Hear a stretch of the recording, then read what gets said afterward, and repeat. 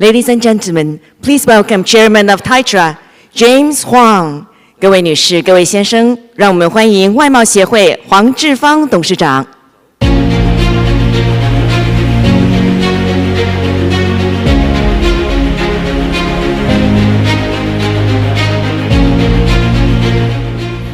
Good morning, everyone. Welcome to Computex. I'm James Huang, the host of Computex. As the organizer of Computex, Titra is honored to host global technology leaders. Today is particularly special as we welcome Foxconn to the Computex keynote stage for the very first time. Under the leadership of Chairman Liu, Foxconn has been undergoing a remarkable transformation, placing AI at the core of its growth strategy. From AI-optimized manufacturing to smart electric vehicles, data centers, and edge computing, Chairman Liu has redefined Foxconn's role, not just as a manufacturer, but as a global enabler of intelligent manufacture. With deep engineering expertise and a clear vision for the future, he is driving Foxconn to the forefront of the AI economy. But before Chairman Liu joins us, let's watch a quick video on Foxconn's AI vision.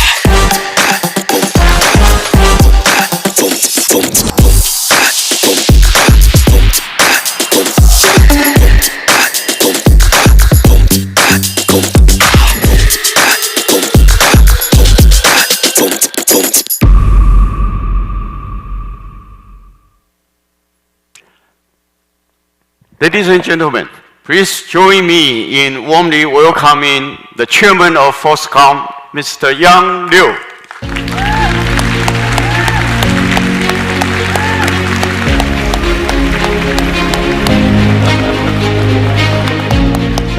Thank you, James.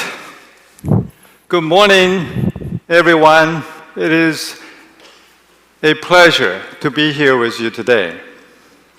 You have seen so many factories with so many robots running in our current factories. And these factories, later I'm going to show it to you that it has changed. It's changed because of AI. So, where's James? James is gone. Okay. Anyway, I'd like to thank James for inviting me to be here for this very important event, the Computex, to say something about Foxconn's endeavor in the AI. And after taking this mission, I've been thinking about what should I deliver. So what can our customer, our audience, will feel beneficial after hearing this speech. So I've been thinking about this. So, after so many days of thinking, finally I thought, I'm not going to talk to you about technologies because we have, very technical experts. They are going to talk about technologies. I'm not going to share with you our business in AI because some of it are confidential. But what I decided to share with you is the train of thoughts, how Foxconn get to this point with our AI factories. So, next, it actually all starts from here. About a year and a half ago, when we had our HHTD 23, we sit in the meeting room in a hotel with Jensen. And Jensen hand-drawn this picture. I look at this picture, I say, wow, what does it mean? Okay, ever since these pictures, the spirit is there, but it's changed, it evolved. So let's look at what we have done with a video that we prepared together with BCG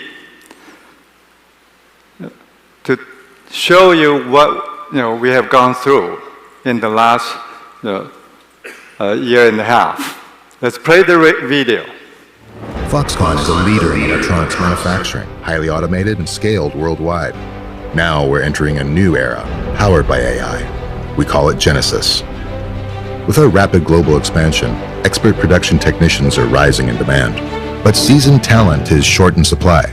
Our AI agents capture expert knowledge in areas like defect resolution and equipment tuning, handling 80% of the work, so humans can focus on the most complex 20%. These agents learn, adapt, and orchestrate production, improving cycle time over 10% while generating tokens that lay the foundation for agentic AI.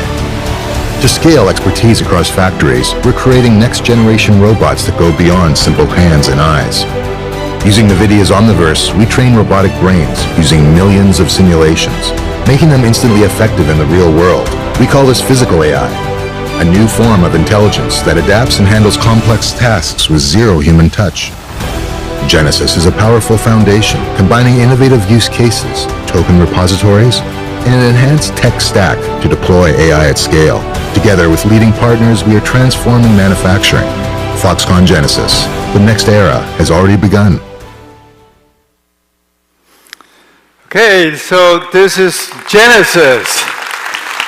And this is still a work in progress. So there are still things are evolving. And through this journey, we come up with many new ideas. And the very first new ideas is about the future factories. You have one physical factories together with two other factories, which are very, very important. One, we probably heard about the digital twin, the Omniverse digital twin factories. So before you create your physical factories, you can build your factory on Omniverse and practice it and optimize it through without the actual factory being built. In the past, we thought,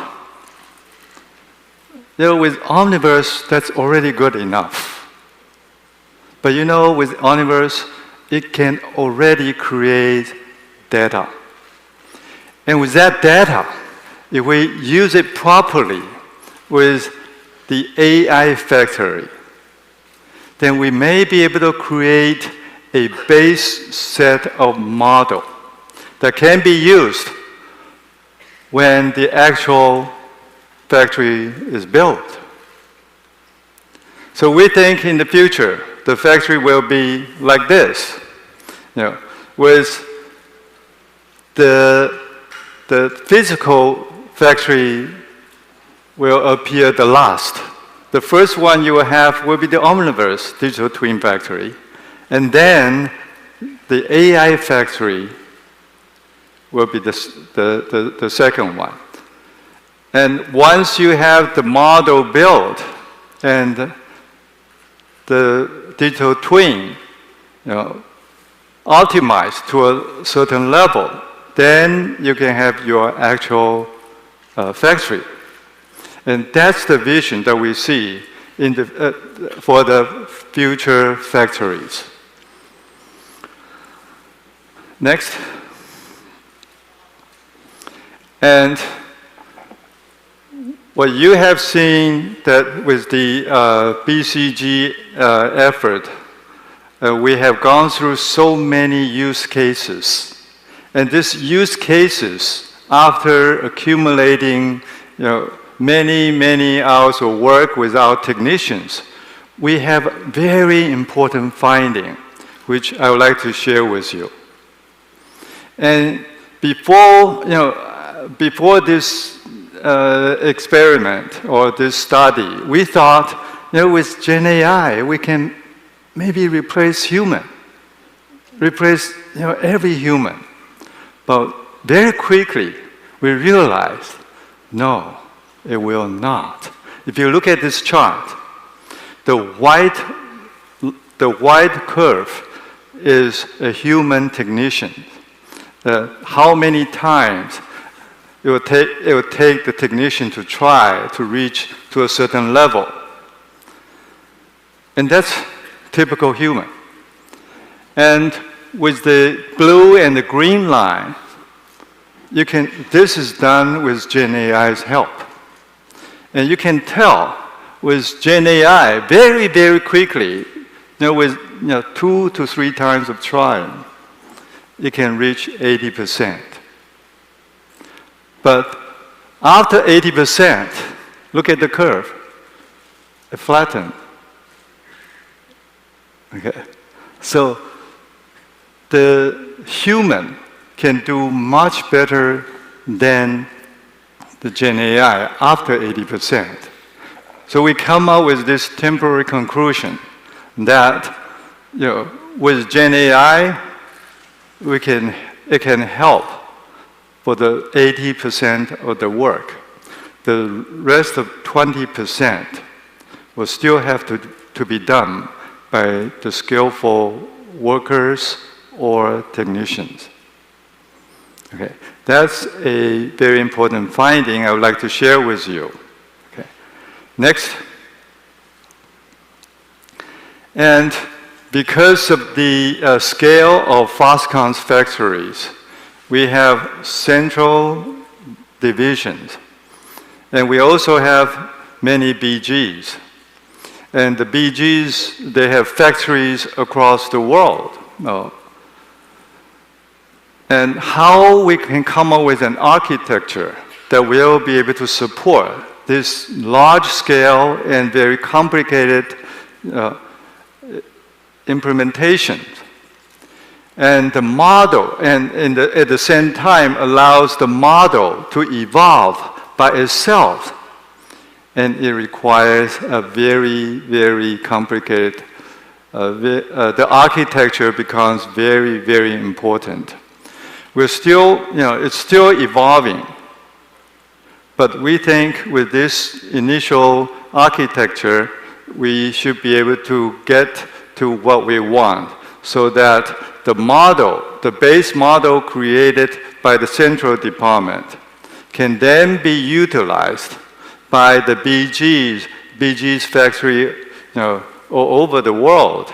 And then they can continue to train with their factory actual data. And those data and the trained models can then feed back to the central model. And the model in the central can then share the result to all the factories in the companies. So this is the architecture that we come out with, and we think this, I just want to remind the audience that the architecture is very, very critical. It's not just the LLM itself. And how are you going to deploy the result of the LLM or the Gen AI is becoming very, very critical. Okay. So, next. While we're doing the smart manufacturing, we're at the same time working on EVs. And you probably heard of our HHTD, Honghai Tech Day. This is an annual event. In that event, we'll show to our audience our new EVs that we created in the last year. And the very first product that we delivered, we shipped to the market, is the e-bus. And with that e-bus running on the streets in Kaohsiung, with a lot of sensors in the e-bus, on the e-bus. And we collected a lot of data of the street. And very quickly we realized that, how are we going to utilize this data? We started looking for some way to share the data with the government and with the enterprises. And then, we realized that a lot of so-called smart city applications, they all work in silo. On our next page, we're going to talk about the smart city platform to address that problem. But with smart EV, we are going to provide the smart EV platforms to our potential customers. And these platforms will include the onboard and offboard applications. And these platforms, we will open it up to our customers, and also we plan to open it to make it a reference design for our MIH members. Okay, and we are almost there. And with Smart EV, the most recent news is that we made the announcement together with Mitsubishi. Mitsubishi will be the very first car OEMs utilizing our reference models. With that reference model, for our customers, they can use our reference models. Maybe 80% of their work can be eliminated. They don't have to do the 80% of the work. Only they have to put 20% of their effort in making their new EVs. And that's very, very common in the PC industry. A good reference design gives a good foundation that including very thorough tests that are required for the systems. And with that test, that saves our customers a lot of time. So that significantly improves the time to market and time to cost for our customers. Please stay tuned with this new EV announcement. Next, we talked about the smart city while we were doing the e-bus, and we realized that most of the smart city applications, be it smart transportation, smart hospital, or smart schools, or smart buildings, they all work in silo. They don't work together. And we realized that we need a platform for all these smart city applications to build on top of it. So that with this platform, it will connect the government, the enterprises, and the citizens through this platform. And this platform will support the not only the data sharing, but also the knowledge sharing. Okay. So with these smart city platforms, currently we are implementing it in Kaohsiung, and also we have a number of other cities in Taiwan is currently working with us on the smart city project. We also have cities outside of Taiwan working with us. So once we have the smart city platform done, I think sometime it will be sometime in a year, we can show it to you that, hey, with this platform, how easy and how useful it is to share data, and to share the knowledge between all these applications. Next. Therefore, with the smart manufacturing and smart EV and smart city, all these ideas came about because of that little drawing. Okay.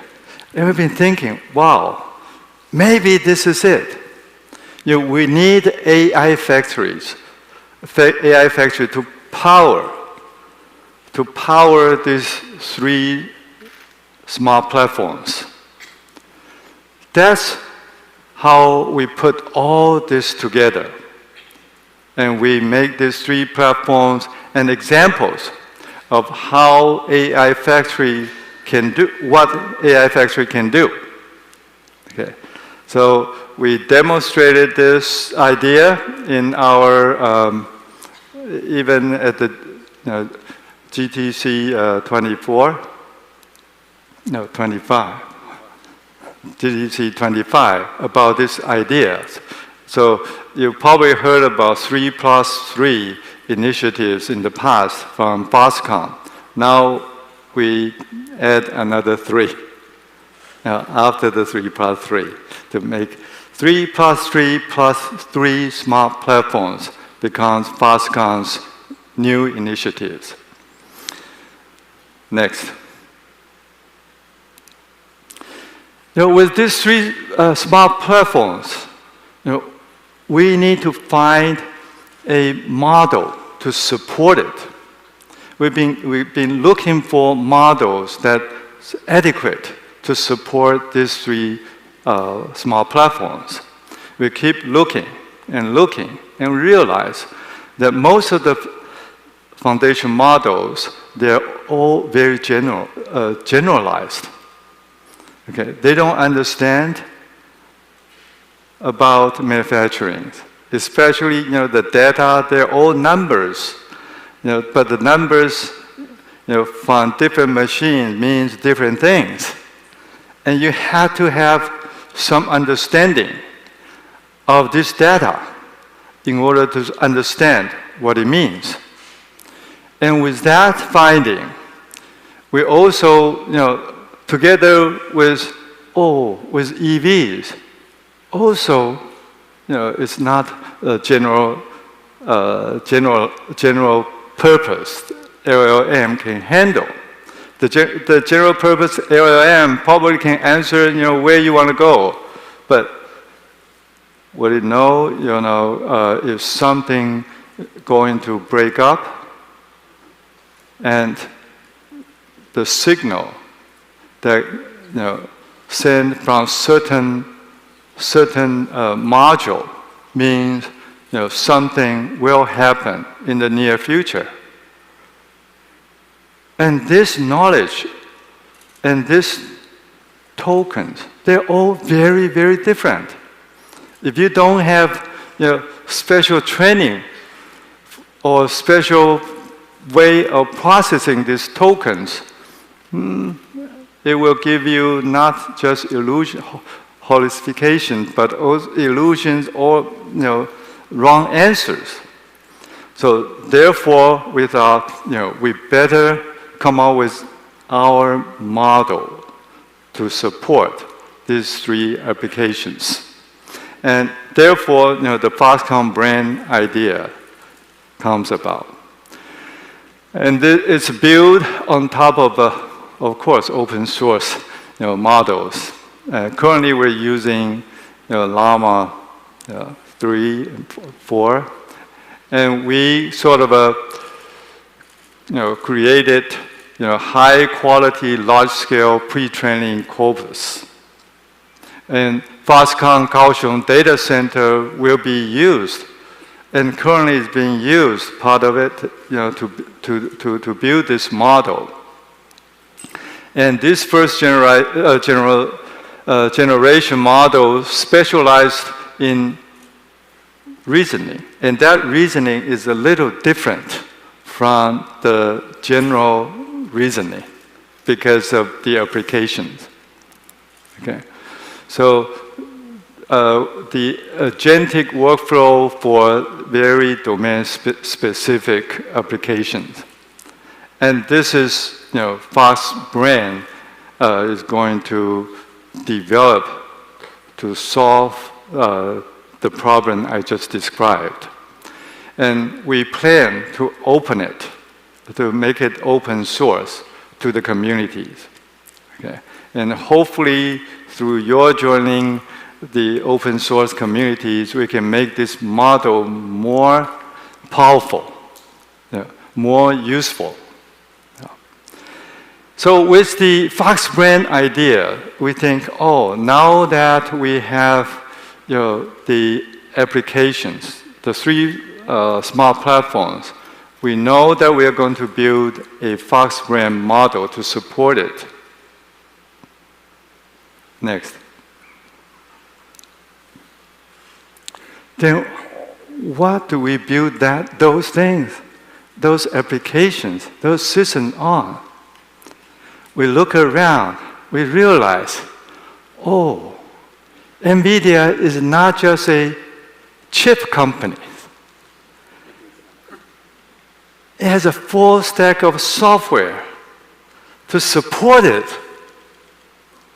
And we realize that, with all the platforms that we talked about and the brand that we are going to create, the NVIDIA has a full stack to support us to do that. So we're going to build our platforms on top of the NVIDIA AI software stack. Then the next one will be, what hardware should we use? Right? But with this, definitely it's NVIDIA hardware. So we need hardware to run it. We need a tremendous compute power to support it. And that's why you heard the announcement yesterday. Next. The AI factory will build the very first NCP, AI data center. And this AI data center is targeted to have 100 megawatt of power.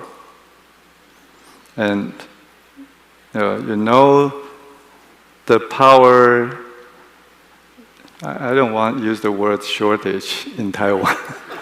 It's a very, very critical resource. So it takes us a couple of steps in order to build it up to 100 megawatts. So we will build, like 20 megawatts to start with, and then add another 40, in the next phase, then another 40. Okay. Some of it will be in Kaohsiung. The other ones we will look around in Taiwan to look for, where we can get the power the quickest. Then we will build the data center there. Okay. So with all this AI-related, the applications, the brand, and the software stack, and the hardware, and the computing power, all comes within the last 18 months. We've gone through all this journey and all this exercise to come out with the current status. Together, we work with BCP and BCG and NVIDIA and other partners to create the whole ecosystems. And hopefully, with all these ecosystems, we're able to become the leader in the AI manufacturing at the least. And if we're lucky, we can become the leader in the smart city platforms. And very, very likely that will happen. Okay? If that happens, we estimated the compute power that will be needed for supporting the cities, the smart cities, would be huge. So that's why, about a year ago, when people asked us, whether you see the slowdown of the compute power requirement, I told them, no, this is just the beginning.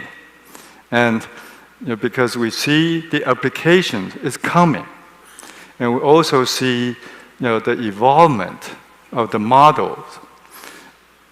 It will only become bigger and bigger. So don't worry. It will not slow down, at least in a foreseeable future. Okay. Next.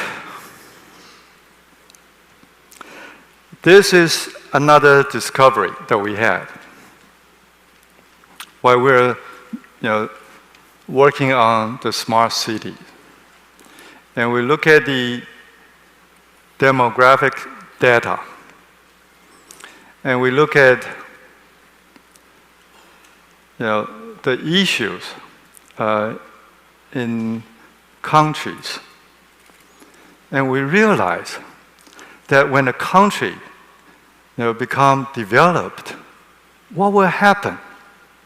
That if you look at the GDP paradigm or pyramid, the triangle that I'm talking about, when the country is becoming more and more prosperous, the pyramid or the triangle will shift up, leaving the bottom GDP empty. So after your country is becoming more and more developed, the GDP will become higher and higher. Then the low GDP work will have less and less number of your countrymen to do. So how do countries solve that problem in the past? They do it in two ways. One is to outsource the low GDP work to the low GDP countries. We have seen that in the past. We have seen the US outsource their work to Taiwan, and then Taiwan outsourced the work to China. And I remember when we outsourced our work from Taiwan to China about 40 years ago, the GDP there was about less than 1,000. And with their hard work, after 40 years, the GDP has grown over 10,000. So what happened? What's the impact to the society there? Most of people want to have a high-paid job, and the society is able to pay it. But what about the low GDP, low-paid job? Nobody will be interested. So, eventually they're going to outsource the low GDP job to other low GDP countries. Eventually, you will be running out of low GDP countries. Yeah, that's the limit. Another way to solve that problem is to import people from the low GDP country, the so-called immigrant workers. And this has been done in Europe, in the US, in Japan, and now in Taiwan. But that creates some social problems. But in the past, there's no other way to solve that problems. Now with the advent of Gen AI, we see a great potential of that. With Gen AI plus robotics, that will fill the void, the gap. And that's the opportunity I see. And that is a tremendous opportunities with Gen AI plus robotics to fill the void or the gap when a country, they become more and more prosperous, the low GDP work will be done by the Gen AI plus the robotics. It's not the service, it's not entertainment. I think that's the real challenge for all developed countries. Okay? So that's a great opportunity for all of us. And I urge you and the countries, developed countries, the leaders of the developed countries, to watch the development of this very, very carefully. Okay. So, I think that's the journey I would like to share with you. And as I said, we're not going to talk about the business. We're not going to talk about the technologies, just the train of thoughts, how we started and how we come out with the current stage. And as I said, this is going to evolve. And with working with partners like NVIDIA and the technology leaders, we think with our collaborative work, we are able to accelerate that progress.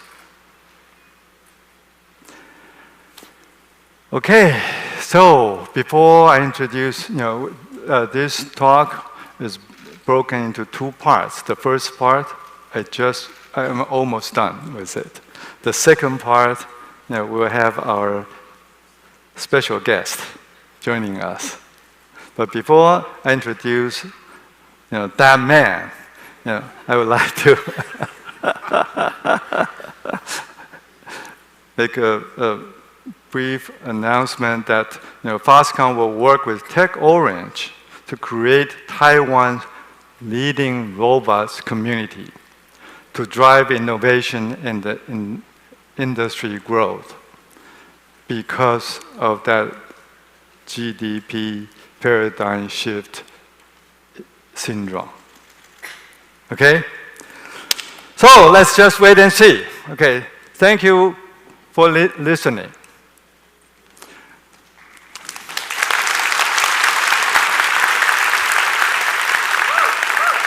Is our guest here?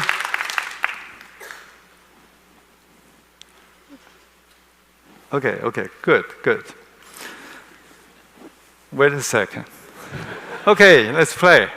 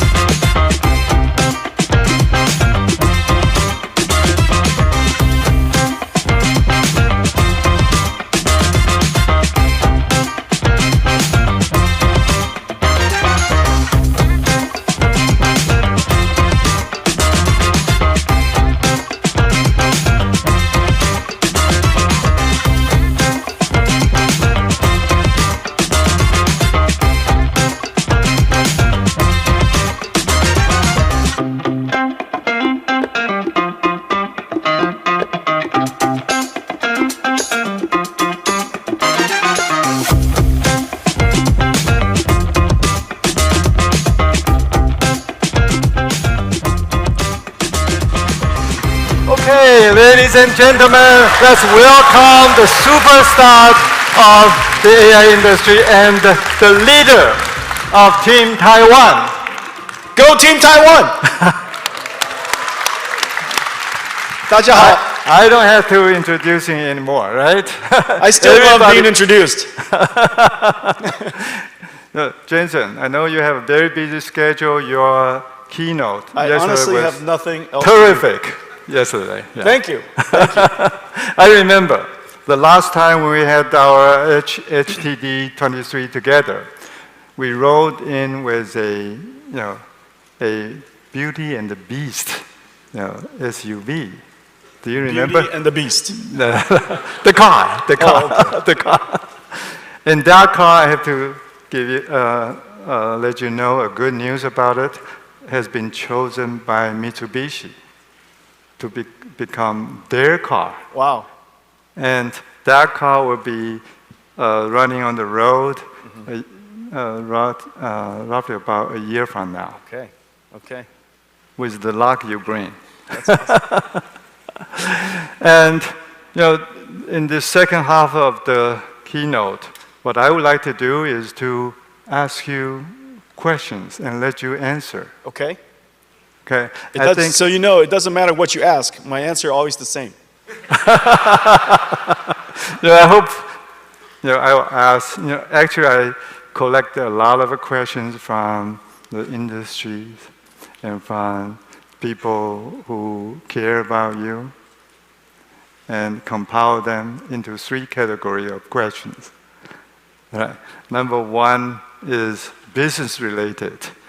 Do you want me to start with the business related stuff? If we start with business related, I will go so long, and then we'll end with just business related. So let's start with business related. I'm afraid to hear about the other two. I'll keep it under control. Okay. But it's not the question that you thought about the business. It's not about NVIDIA chips or system business. It's about the Team Taiwan, the very first question. What is Team Taiwan from your point of view?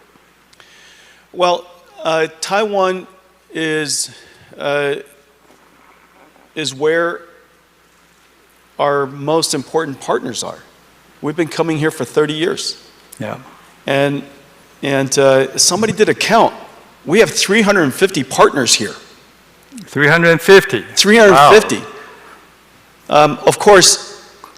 Of course, I don't know them all, but apparently, either directly or indirectly, we work with some 350 companies. And you know that the technology supply chain is incredibly deep here. Right. And it's much more complicated than people think. I made a movie the other day that I showed yesterday, and it just shows the breadth and the depth of technology that is here in Taiwan. And so, as a computing company, this is the epicenter of the world's computing industry. This is where it starts. And everything from the chips, of course, to the systems, and now increasingly, the pioneering work that is being done in the automation of robotic factories and building robots. You know very well, this is one of the largest electronic manufacturing regions in the world. Yes. And not only is it the largest, it's the most advanced. And the things that we build here are incredibly complicated. Now, you and I were talking about building GB200 servers. It has 1.2 million components. It weighs almost 2 pounds, completely liquid cooled. Each rack is a couple, $2-3 million. All these numbers.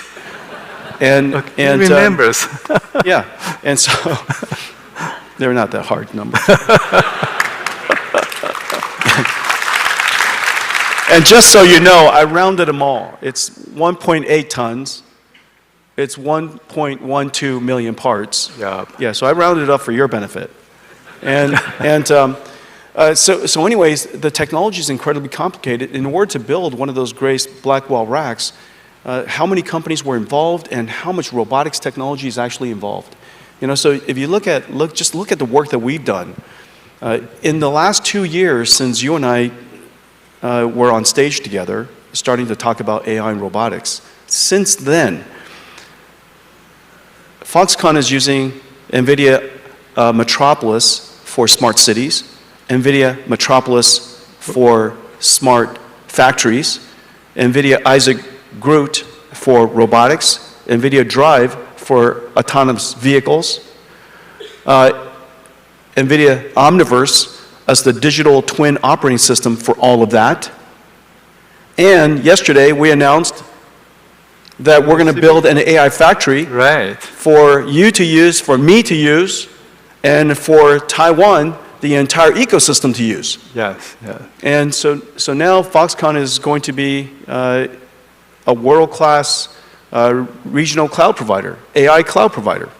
And so look at the breadth of work that we do together now. It covers literally every, not to mention for manufacturing inspection agents with computer vision and vision understanding.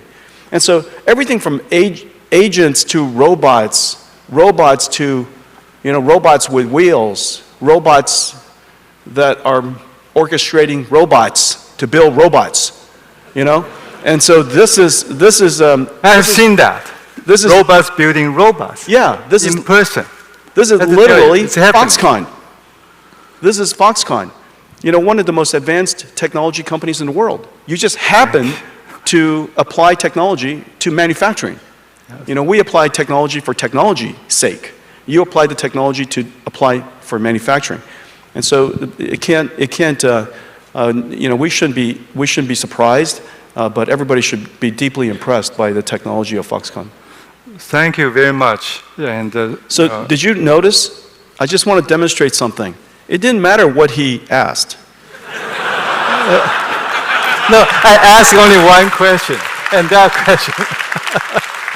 That's where it is. Go ahead and ask me about my jacket. No, I just want to demonstrate something. Okay. I'm not going to ask about jacket. Okay. No, I just want to demonstrate. It doesn't matter what you ask. You answer the same thing. Okay. I see. Because from there, I was going to talk about Omniverse and robotics. Great salesperson. Anyway, my next question is: have you heard about TEMA? From who? TEEMA. It's an association, Taiwan Electronics and Electrical Manufacturers Association. Did I do something wrong? No. Oh, there's something he doesn't know. I was just made the chairman of TEMA. TEMA. Well, congratulations. Okay. TEMA. Congratulations. Did you do something wrong? I hope no. But anyway, it's the largest association in Taiwan with more than 3,000 members and accounts for over 50% of export value of Taiwan. Okay, aggregate number of workers in Taiwan. I thought Foxconn represented 40% of export. Well, 37%. Because our business model, we're worldwide, so the revenue counted in Taiwan is only about half. Okay. So TEMA is the association. I think most of the members are, most of your suppliers are members of TEMA. Okay. With this rapid changing AI industry, what advices do you have for your suppliers in the TEMA, as a TEMA member? Any advices for them? Yeah, I do. It'll come to me in just a second. But I'm just going to have to start. I do. So let me make an observation. In fact, vast majority of the industries, the companies focus on industries, has largely been left behind as during the software revolution.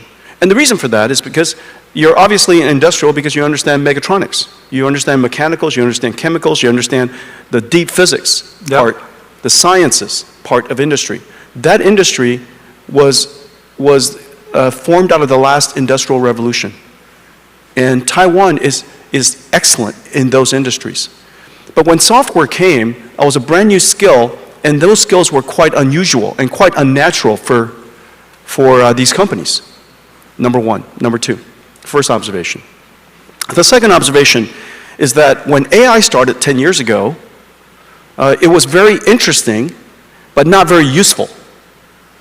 Not very useful for the industrial companies. And the reason for that is because the AI understands English, but it doesn't understand physics, which is what you need. Everything that you do needs physical understanding, physical intelligence. You know, when I roll a ball underneath a car, my dog knows to either go underneath the car or go around the car. But the AI thinks the ball has disappeared out of this universe. And so we need to have physical common sense. Now we're developing both of those things. Now, why is AI so great? The reason for that is because you teach an AI, you don't have to program an AI. Software programming skills is no longer as vital as it was before. You have an opportunity to leap the software chasm and go directly to AI. In fact, I can prove it to you. Everybody is a software programmer now. The definition of a software programmer is somebody who programs a computer to do something. Right. That's a software programmer. Give me an example of somebody who can't tell ChatGPT to do something. And if you don't know how to even tell ChatGPT to do something, you say, ChatGPT, teach me how to teach you how to do something. Yeah. Isn't that right? And ChatGPT writes a very nice prompt and says, try this. And I say, okay. Isn't that right? Incredible. So this computer is now intelligent. And intelligent systems are easier to use. And now you have an intelligent system that's easier to use. It understands the laws of physics. We combine all of that into Omniverse. See how I came back again? It came all the way back into Omniverse, which you are using as a digital twin. Yes. Isn't that right? Yes. And within the digital twin, you could design your plants, you could operate your plants, you could simulate your plants, and plan everything before you operate it greenfield or brownfield. Exactly. Isn't that right? And so all of a sudden, every company in TEMA is now a technology company. And has to be, right? Has to be a technology company. It doesn't matter what you ask me. Okay. Now, if I switch to ask a one-track mind. Personal related questions. It's going to come right back to TEMA. Okay. I think for TEMA, I think they heard it, and they will have to keep up with the AI and transform themselves to have more and more software capabilities. Yeah. Right? And in fact, look, every company needs to do what Foxconn did. When you and I first talked about AI, you didn't talk about AI and read about AI and kept thinking about AI. You just started working on AI. Just get to it. Of course, the technology 2 years ago is not as advanced as it is today. Right. Right. But you knew that. You knew that it was going to get better. You knew that technology was going to get better. Of course it does. It's getting better at 1,000,000 times every 10 years. 1,000,000 times every 10 years is like changing every day. And it is. AI is changing every single day. And so, but you engage it today with an expectation that these challenges that you're experiencing are going to get solved almost by itself. But you've got to get engaged right away. Everybody has to develop a system. We have a system available to you. You bring it to your company, and Foxconn and I will build it for you. All the software is available for you. We're already integrated into all of your software developers, whether it's Cadence or Siemens or right, Dassault or Autodesk or whoever it is. We're already working with all of your software developers. Omniverse is integrated into all of that. Nemo is integrated into all of that. And so you could start trying AI. And it's amazing what you've produced in just the last couple of years. The demos you showed me, your factories are basically complete digital twins, and they look so real. Yes. They look so real. Robots working inside it, incredible. So in the past, we have physical factories. Then we use Omniverse to create digital twins. That's right. And then we realized we need AI factories to That's support both of them, That's right. to make it more and more powerful. And all these changes evolved so fast. And the reason why it's evolving so fast is all because that man, you, created chips running so fast and advancing so fast every year. And my next question for you, do you see any limit in terms of hardware speed, for the AI? Remember, Moore's law ended. Moore's law ended because we're at the limits of physics. And so the cost of the transistor is going up, as it should. The energy efficiency of the transistors and the processors are not going up very fast, understandably. And so we have to try different skills and different techniques. And so we're developing multi-chip packages, 3D packages. Yep. One way to do that. The other way to do that, of course, is this incredible invention called NVLink, where we connect all of these chips together into one giant chip. You know, the size of the wafer is probably, like this. Yeah. And so all of these chips are working together as one. We used advanced mechanical systems and liquid cooling systems to compress the systems into one giant rack. Yep. But very importantly, software.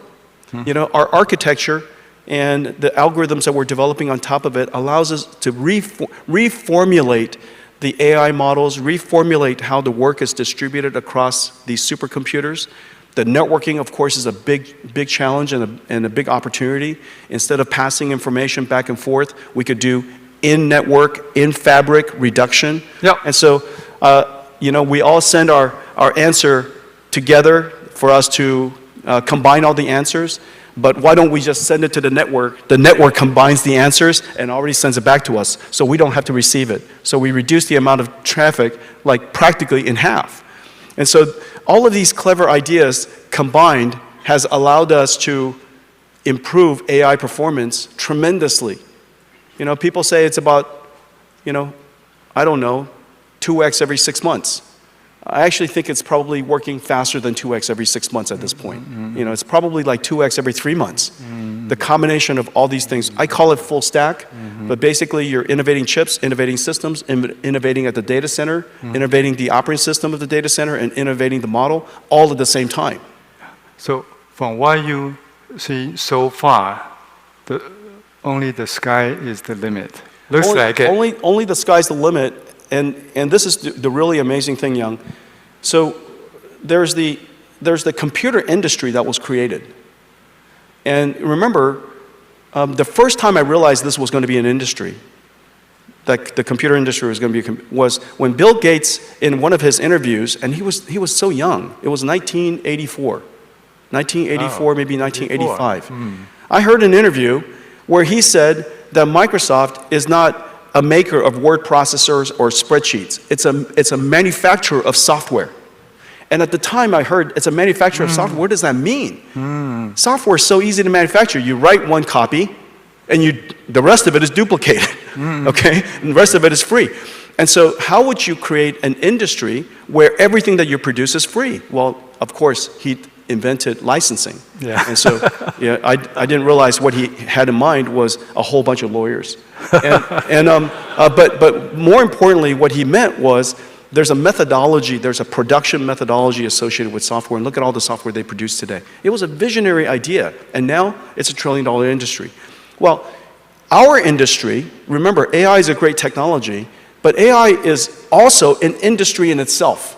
Just as software, you got spreadsheets and word but collectively, software is an industry in itself. AI is going to be an industry. However, the AI is going to be produced by factories. And so now you just have to think, how large is the automation, agents and robots industries that we'll support? And every one of those agents and robots will need factories to produce the tokens for them at all times.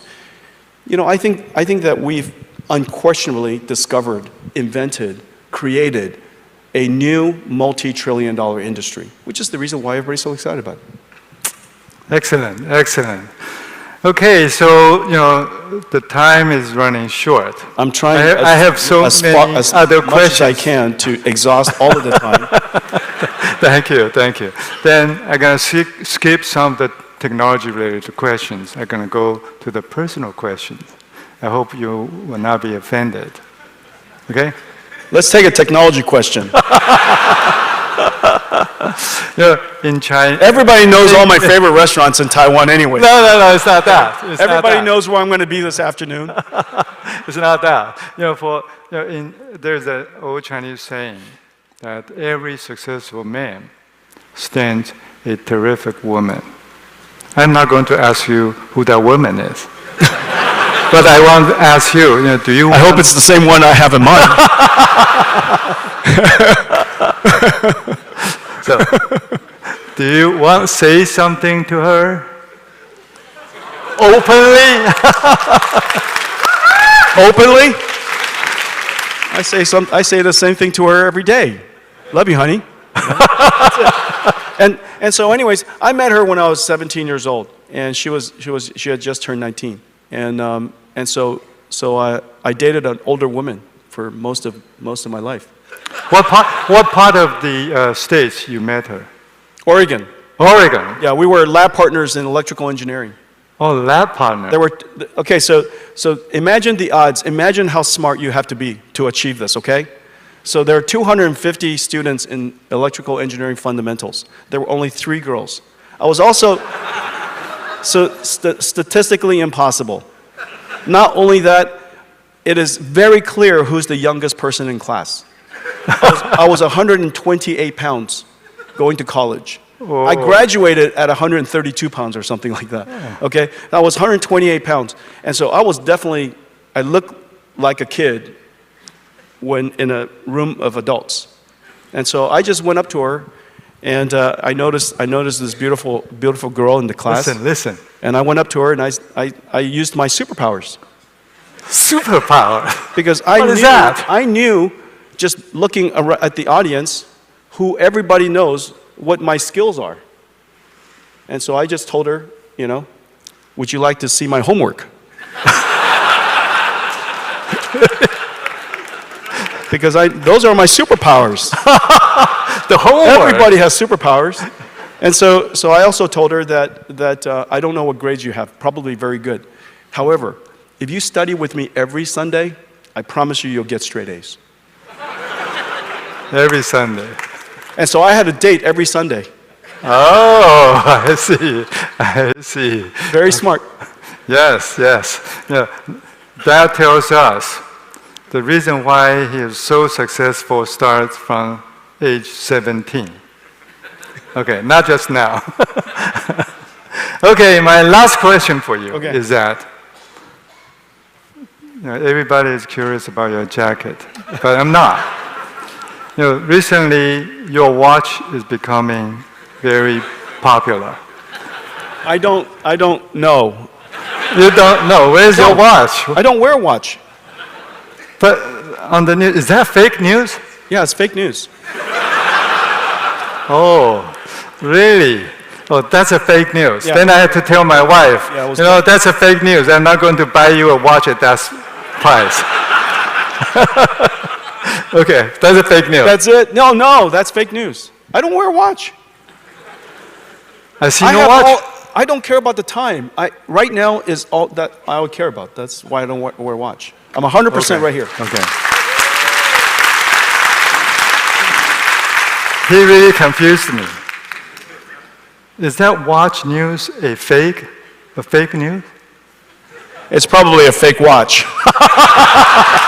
Okay, thank you very much. We're very happy to have you here, and through the conversation, we know the other side of Jensen, and hopefully it will help you, to know Jensen more besides his chips and his success in his business. Well, my chips are pretty good. and don't let me. But if I could say, Young, I am delighted by our partnership. obviously we're manufacturing the most advanced computers the world's ever seen and ever known. And during our meeting yesterday, one of your leaders said, no one has ever manufactured systems this complicated. But very importantly, no one has ever manufactured supercomputers at this rate. Yes. Most of the time, you plan a supercomputer for 3 years, and you build one. We're cranking it out every hour. And so the idea that we're doing this at the scale that we're talking about is extraordinary. But that's the work that we do together for my benefit. The thing that I'm really excited is that you then use this incredible AI technology to revolutionize, transform Foxconn. Yes. And also to make it available for all of the Taiwan researchers and students and other startups and all the industries. I think it's a great example that you're showing. It's great that you're revolutionizing your own company with technology. You were an amazing technology company already before. Now you're an extraordinary technology company. And then everything that you do for Taiwan. So I'm very, very grateful. Thank you. Thank you very much, Jensen. Right. Thank you for your Thank you, everybody. Thank you. 谢谢，拜拜。